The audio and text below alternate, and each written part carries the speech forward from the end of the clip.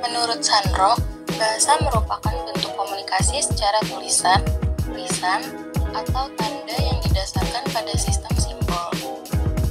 Semua bahasa yang ada mengikuti aturan morfologi, semantik, sintaksis, fonologi, dan pragmatis.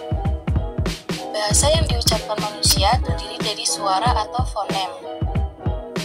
Bahasa menjadi alat untuk berpikir dan juga berkomunikasi dengan pengirim pesan dan diterima oleh penerima pesan melalui kode-kode tertentu, baik secara verbal maupun non-verbal.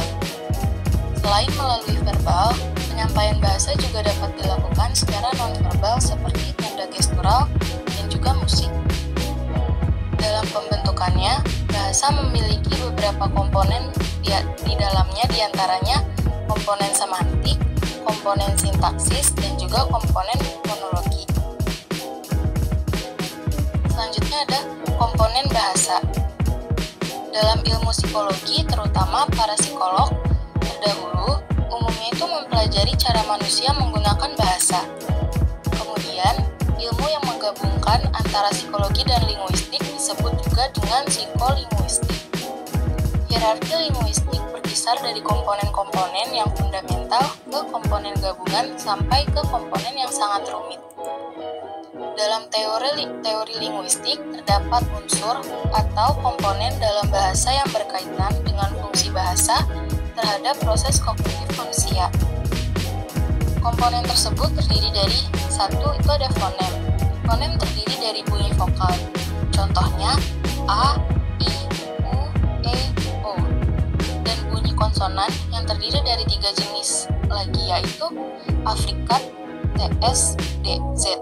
Lalu frikatif, F dan V, dan hambat, P, B, R, D, K, dan G. Dalam bahasa Inggris menggunakan sekitar 45 fonem yang berbeda.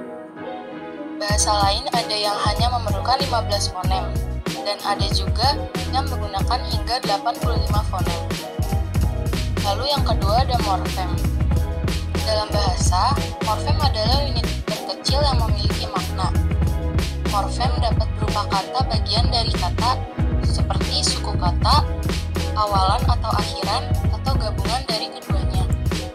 Lalu ada morfologi. Morfologi merupakan studi mengenai struktur kata-kata. Bahasa Inggris memiliki lebih dari 100.000 kata yang dapat dibentuk dari kombinasi-kombinasi morfem. Namun, komposisi morfem tersebut diatur dengan ketat oleh batasan-batasan linguistik. Lalu yang kelima, ada sintaksis. Terakhir, dalam hierarki linguistik adalah sintaksis, yaitu peraturan yang mengendalikan kombinasi kata-kata dalam frase dan kalimat. Dalam upaya memahami struktur bahasa, para ahli linguistik telah memusatkan upaya mereka dalam 2 aspek, yaitu produktivitas dan regularitas.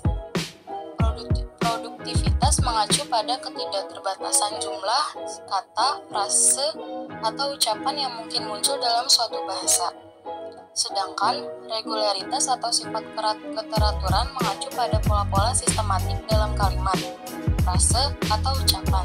Misalnya, anak itu memukul bola, bukannya bola anak memukul itu. Sedangkan menurut teori linguistik generatif transformatif, tata bahasa terdiri dari 3 komponen, yaitu komponen semantik, sintaksis, dan juga fonologi. Kesimpulannya, bahasa memiliki karakteristik yang unik dan beragam, yang menyimbolkan pikiran dan perasaan untuk menyampaikan makna kepada orang lain. Perilaku manusia dalam berbahasa ada yang tampak dan ada yang tidak tampak. Contoh perilaku tampak dalam berbahasa adalah perilaku manusia ketika ia berbicara atau menulis. Sedangkan contoh perilaku yang tidak tampak adalah ketika manusia memahami yang disimak atau dibaca, sehingga menjadi suatu proses ucapan yang akan diucapkan ketika ia memahami bahasanya.